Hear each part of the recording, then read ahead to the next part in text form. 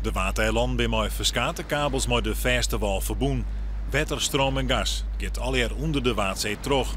Ook de telefoonlijn lezen diep onder het wetter in de zeebaaien. Die binnen Jotterdam onmisbaar.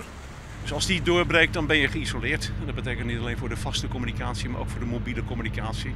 Maar ook voor de scheepvaart, de kustwacht, de marifonie. En zelfs voor meer dan 100 boortorens op de Noordzee kan dat effecten hebben. De kabels naar de eilanden worden geregeld gecontroleerd. Ook de verschoningen in de zeebaaien worden op dit werkschip in de gaten houden. Ook hele boeien wordt onjoen waterkabels en leidingen krijgt onder het zeewetter liggen.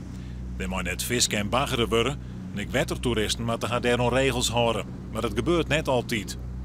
Dat zagen we ook in de afgelopen jaren. Massaal werd er hier en daar toch op plekken waar ook kabels lagen droog gevallen. En werd er geankerd. En dan hebben we ons hart wel eens vastgehouden wat gebeurt er. En het is ook wel gebeurd dat ankers erachter bleven hangen. Gelukkig zijn de kabels behoorlijk sterk, kunnen heel wat hebben. Maar op een gegeven moment kan alles kapot natuurlijk.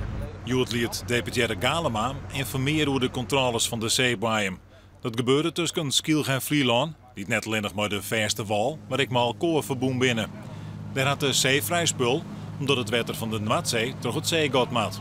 We zitten hier in een dynamisch gebied. De geulen verplaatsen zich. Het varieert. De ene keer gaan ze 5 meter de west in, de andere keer 50 meter oost.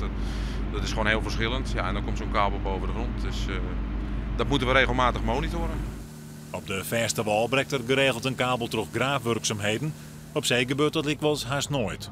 Gelukkig niet. Er zijn wel beschadigingen die af en toe worden aangebracht. En af en toe ook bijna ongelukken.